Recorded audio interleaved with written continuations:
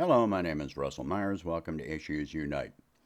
So it has been reported on numerous sources now that Ukraine has committed the last of their reserves to the front line.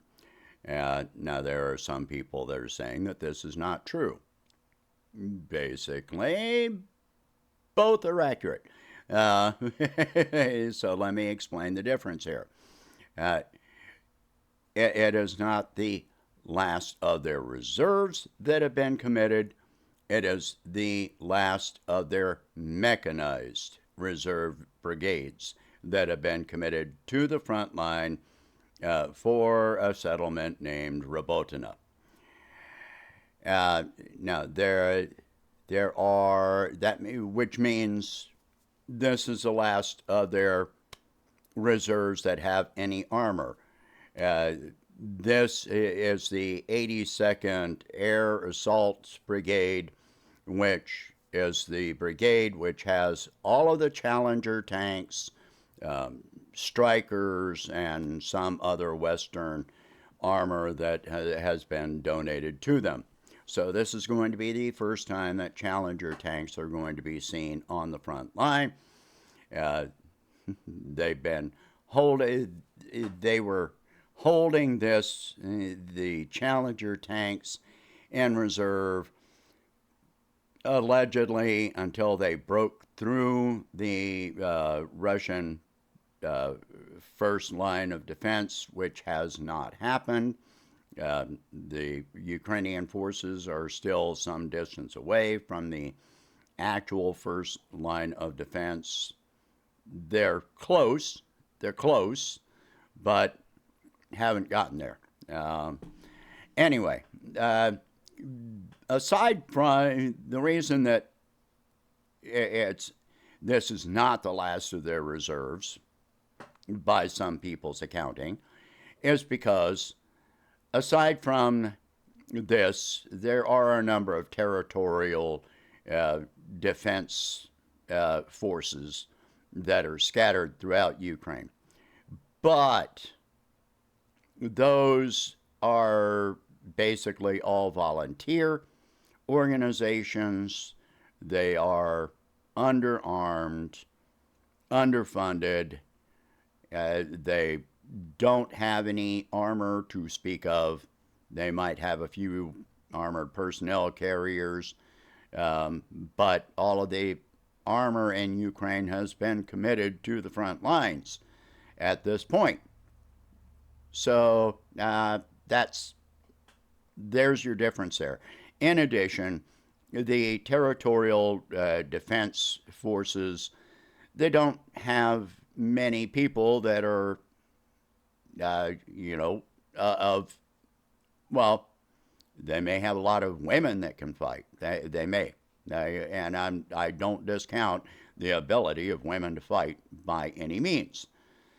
But overall, the men of fighting age have all conscripted into the formal Ukrainian military. So lack of armament, lack of arms, lack of armor, um, you know, not it's not, and they probably don't have a lot of training either. And like I said, these are all volunteer organizations. They have not had any comprehensive combat training to speak of. Some may be veterans, but for the most part, if they are veterans and they're uh, not at the front line, then either they're injured, disabled, or elderly, or or very young, um, teenagers and younger, uh, all under 18 years old or over 60 years old. So those territorial defense forces, I won't discount that they can have some power, but overall, not so much. Um, until very recently, Ukraine was making extensive use of drones and their combat. But in the last few days, that has slowed down considerably, which indicates with the intensity of fighting and for them to be slowing down with the use of drones tends to indicate that they have exhausted their drone reserves uh, to a large degree. Not probably not entirely, but yeah, the vast majority of their drones have been exhausted. Now, Ukraine has made some advances in a couple of places, and Orezhina and Robotina, but these are small settlements. They don't have that much strategic value in any real sense. And even if, let's say that Ukraine makes it to the front lines, and let's say that Ukraine makes a final push and actually makes it to the Sea of Azov, uh, what then? The fact is, they don't have reserves to hold that territory. What would happen would be that they would push in a straight line and they would be surrounded on each side, on both sides, by Russian forces. And if they're not able to, and they would overextend their supply lines. So if the Russian forces closed that line behind them, then that's very much what happened in Melitopol, Mariupol, I forget which one, but that's what happened with the Azovstal steel plant, and how there were many Azov fighters that wound up trapped there and in the city and wound up getting taken prisoner. So this is coming to an end. The Europe and the United States approved providing F-16s to Ukraine. Zelensky went to Sweden and to the Netherlands, and they said that they would give Ukraine F-16s, but, big but, first of all, the pilots have to complete training. There are, I think, 32 pilots in the current batch that are candidates for training. Only 8 of those speak English well enough to actually go forward with flight training. The rest of them have to learn English. This is absolutely mandatory because the equipment requires the use of English. The trainers do not speak Ukrainian, and there are no Ukrainian pilots that have ever flown F-16s that can do the training in Ukrainian. So this takes months, if you consider at least 6 to 8 months of training These are not expected to be, even if they deliver the F-16s, who's right now, if they delivered them right now, who's going to be flying them? That would be NATO pilots that would be flying them. Welcome to World War III, because now NATO is directly involved. Because you've got NATO pilots flying NATO equipment in a war against Russia. That would be World War III. So, how many F-16s? Well, Sweden says apparently they're going to give them 19. I don't know how many of those are in serviceable order, condition. All of them are pretty old. Even if they're well maintained, over time, fighter jets suffer a lot of vibration and stresses on the airframe. They're only good for X number of hours in the air before they become unstable. The Netherlands. Yeah, Zelensky said he's going to get all 42 of the Netherlands F-16s, but that's not what the Netherlands said. 42 is the number of F-16s that the Netherlands have in their own possession. They have not stated how many of those that they may give to Ukraine. These are extremely expensive pieces of equipment, even though they're old. They're extremely expensive, and it's not just a matter of training the pilots.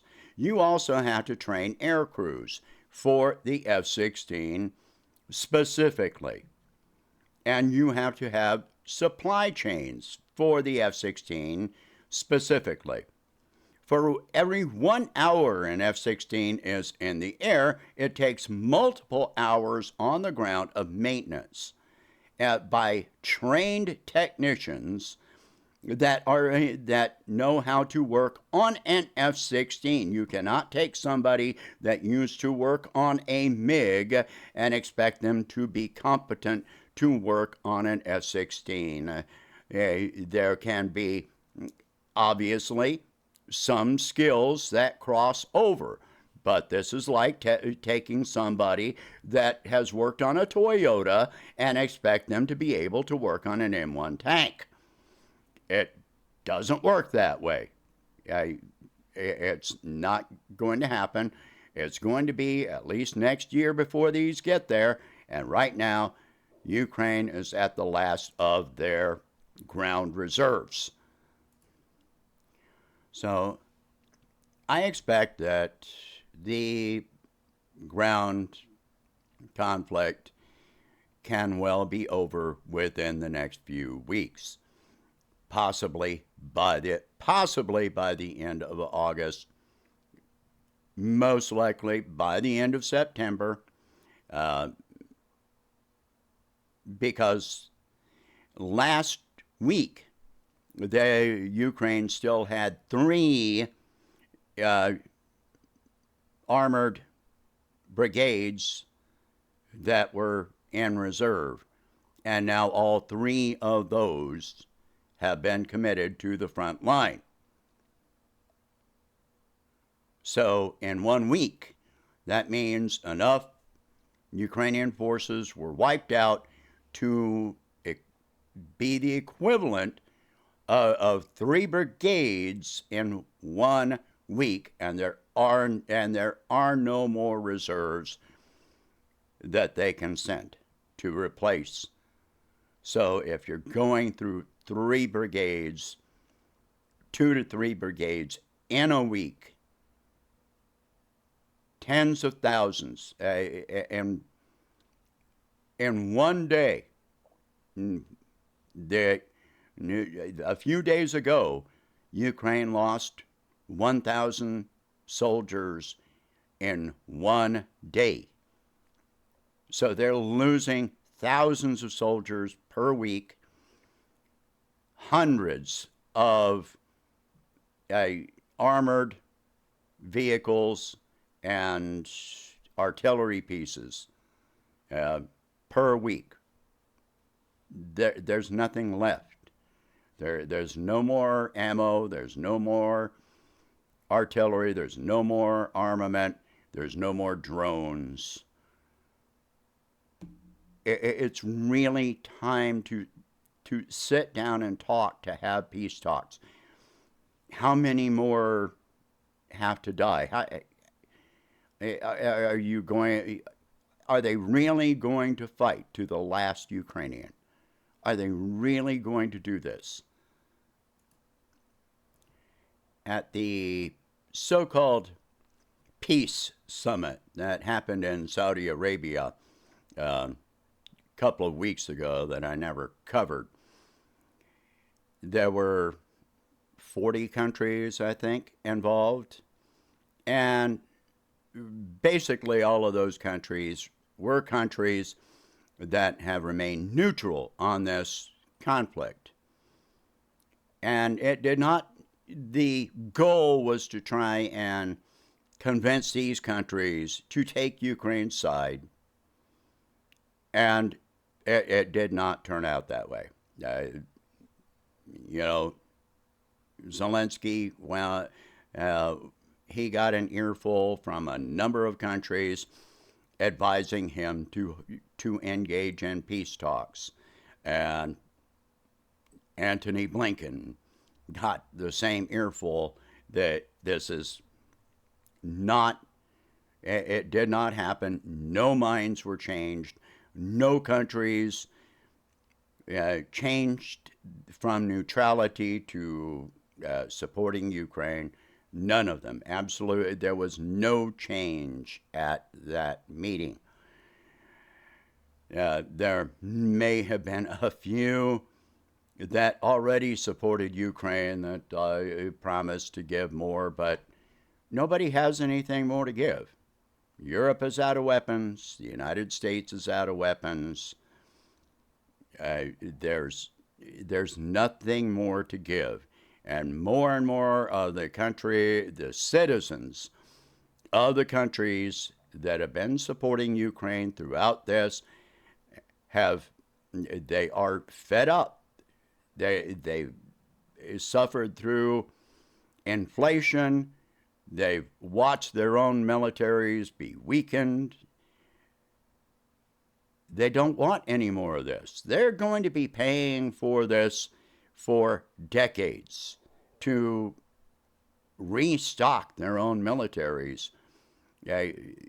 And Europe may be facing an energy crisis this winter. They lucked out last year because it was a mild winter. They may not luck out. They may not have that same luck this winter. So this is coming to an end. There are more and more people that are rising up and speaking out against it. The Pentagon has told Ukraine to be less risk averse. That means throw more meat into the grinder. How much less risk can you take than not having any reserves left? Just I guess they want them to throw everything into one front, but while Ukraine has taken a couple of small settlements in the south, Russia has been advancing in the north. And there's a lot of hypothesis that Russia may start a front along the Belgorod region, the north of Ukraine, and come down from the north, opening up another front. So they don't have any forces to commit to defending against that front if they try going the direction that the Pentagon wants them to go. So We're coming to the end of this. I do believe that we're coming to the end of this. I'm hoping that we're coming to the end of this. I'm hoping that the Ukrainian forces just lay down their arms and refuse to fight anymore. That's their best chance of survival. They can't, retreat because of the anti-retreat forces that will kill their own soldiers.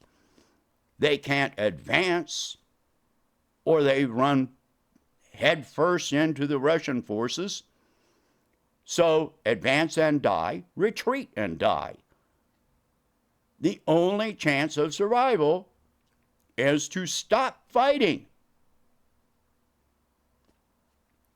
And that's the only way that Ukrainian culture, Ukrainian society is going to survive.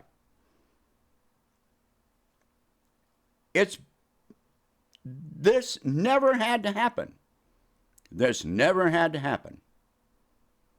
All right, share this video. Talk about these subjects. If you can afford it, please donate whatever you can to help expand this channel and my presidential campaign, and I will catch you in the next one. Thank you for watching. I hope you have a good day.